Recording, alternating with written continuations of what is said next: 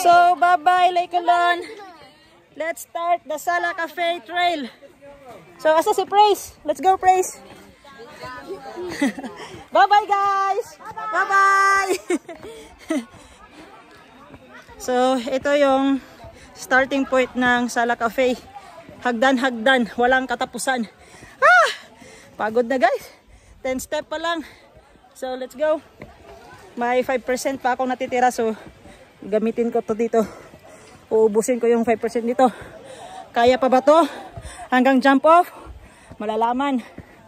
Kaya sulit talaga yung Lecolon pag nasubukan mo yung yung magligo sa lake, mag-outlet, mag-jump sa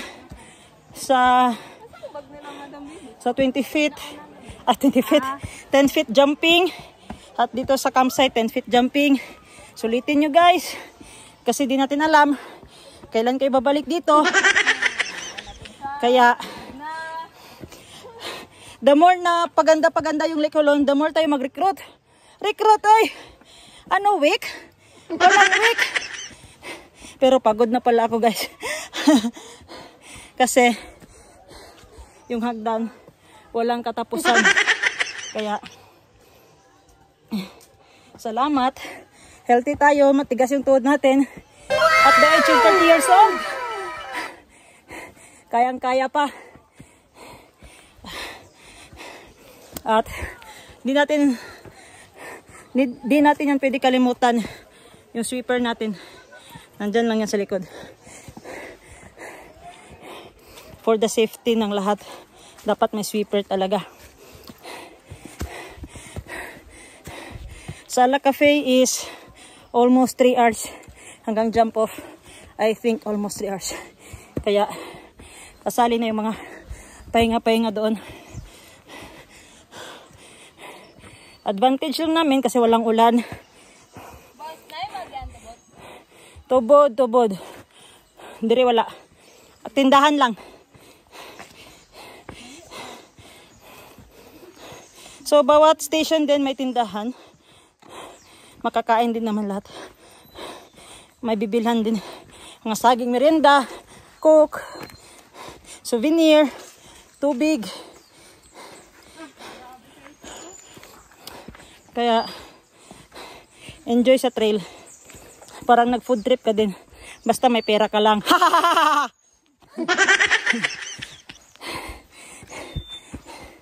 Itong uphill, guys, almost 30 minutes to. After nyan, downhill na lahat. Downhill patag, downhill patag.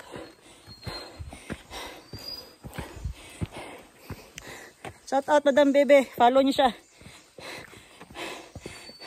Madam Bebe yung vloggeries niya.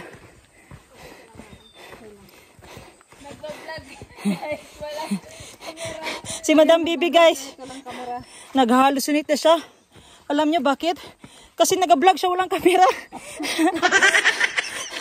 Kakatakot siya kasama minsan.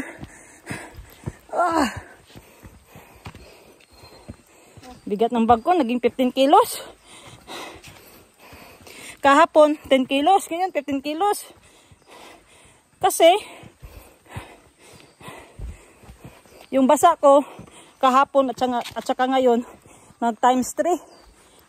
Bet, nakutang sa 100. Nagbobo kasi ako, di ako gumamit ng mindset.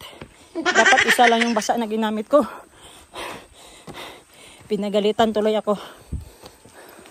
So, for today's video ako ulit doon sa first station na madaanan natin. Kaya, please don't skip. Don't X the screen. Continue nyo lang. Huwag kayo maging boring. Masaya dito sa Lecolon. Halata naman sa mga mukha namin. Bye! So, ayan guys. Finally, nakakita kami ng tindahan.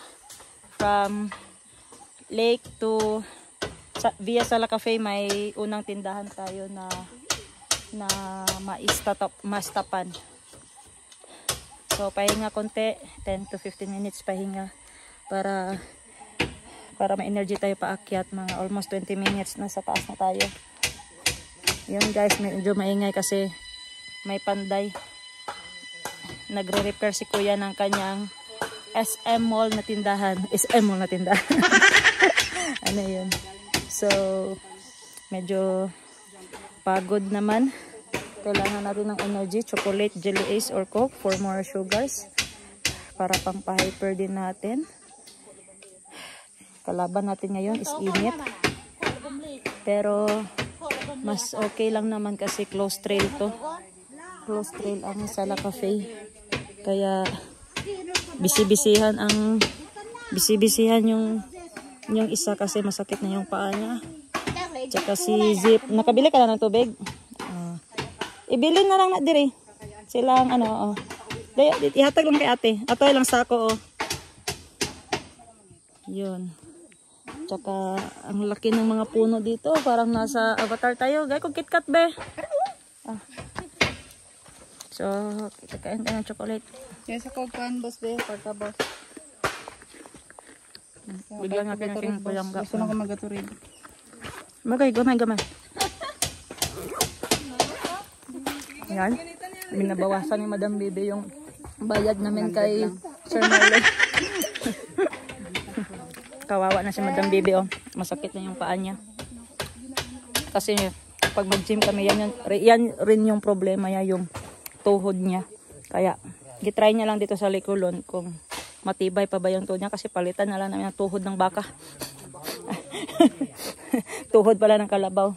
So, si Zip, parang wala pa man siyang pinagsisihan. Kagahapon man to. Tapos, unya na po.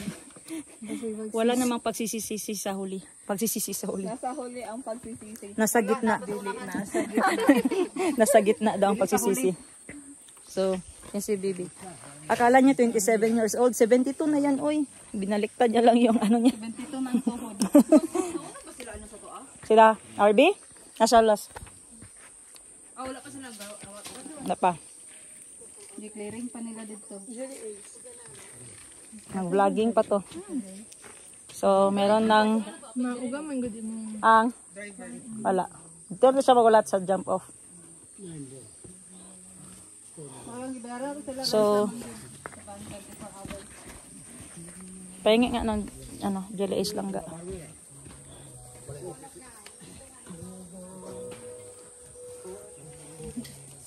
Mag-inulsol sa taas. Parang mag-inulsol sa taas itong mga sala karon.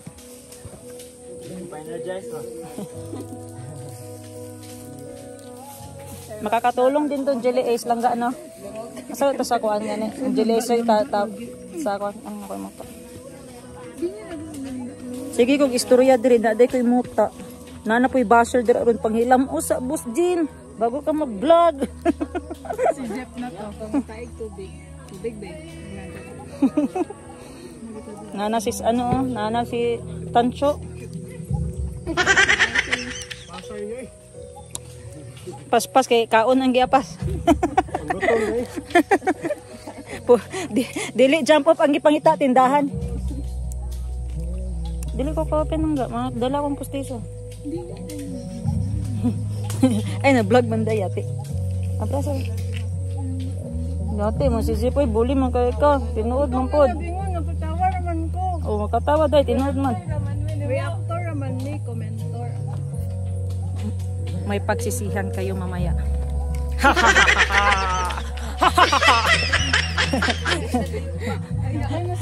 Let's go. Napa.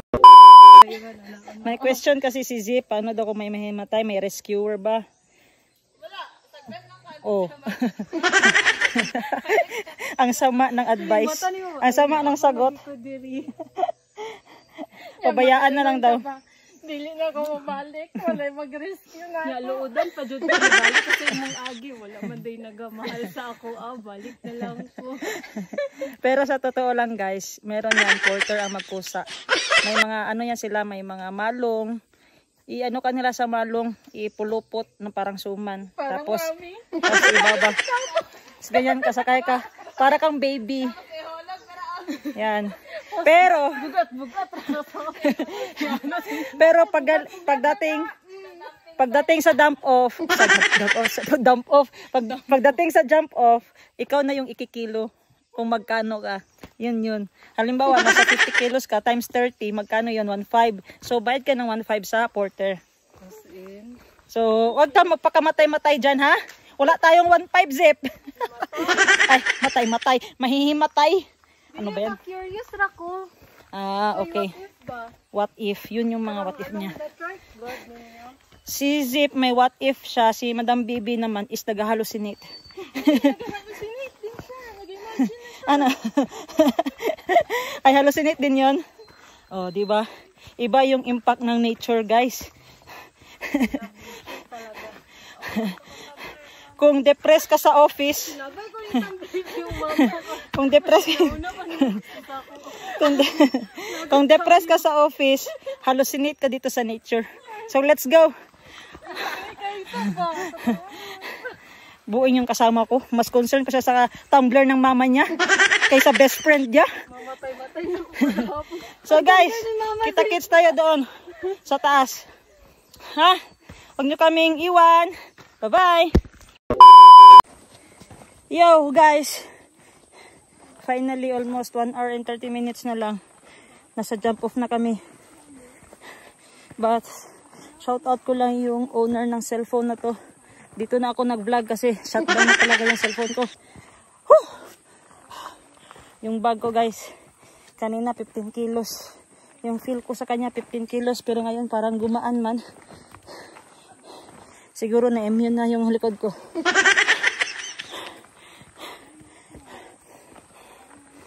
Malapit na din kami sa Kissing Stone kung saan halikan mo yung bato magkakajowa ka daw. Wow! Pero legit naman guys, kasi pag kiss ko nahanap ko yung langga ko. Then may iba din guys na nag-kiss dyan, naghiwalay.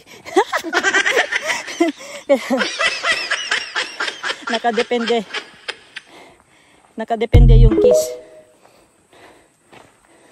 So mga 10 minutes or 15 minutes nasa Kissing Stone na tayo. So ganito lang yung Sala Cafe guys.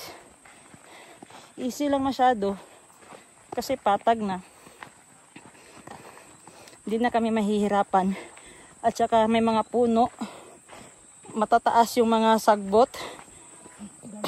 Damo. Matataas yung damo pala. Sorry.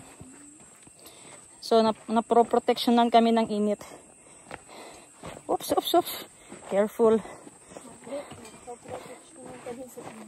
Naproteksyonan kami sa init. Yun yung ginamin ko. Sala Cafe. From the word sala. Gasala-sala. Hindi guys. Para may mindset din kayo. From the word sala. Ano ba yung ginagawa nyo sa sala? Diba? Minsan, nakaupo lang, nakarelax. Ganon lang din yung ano niya dito. Technique. Easy lang. Naglalakad ka lang. Parang inutusan ka magbili ng asin. Dili iba. May nagod. Ano ba itong nasa likod guys? Yun. May nag-overtake. May nag-advance. Advance. Yung advance, yung mga advance guys, pag may magsabi sa likod mo, advance po, pa-advance po. Sila yung mga hikers na gustong mag-una, mag-overtake sa'yo kung nasa traffic ka pa, mag-overtake sa'yo. Pa-advance po. Kasi siguro may hinahabol silang oras or either kawiwion sila na iihi or gusto nila magbawas. Meron talaga yan guys, yung tawag ng kalikasan. Alam nyo yun?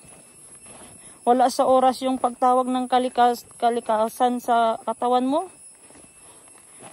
Pero sabi ng rule number 1 ng nature, ng mountain, leave nothing but footprints. Pero minsan talaga guys, makapupo ka. Pero hindi naman yan sinasadya. Magkalot ka lang ng 2 feet. Mga 2 feet. Kung gusto mo talaga magpupo. So yan na guys, kissing stone na. Time to kiss the stone na. Gusto ko pa makauyab ng isa. Joke lang guys. Mag-joke-joke din tayo. Oy, para seryoso tayo sa ating vlog. Oy, ano ba yan? So guys, leave nothing but footprints. Tandaan nyo yan guys. Yung mga basura nyo, lagay nyo sa bulsa nyo, sa bag nyo. Huwag kayong bastos.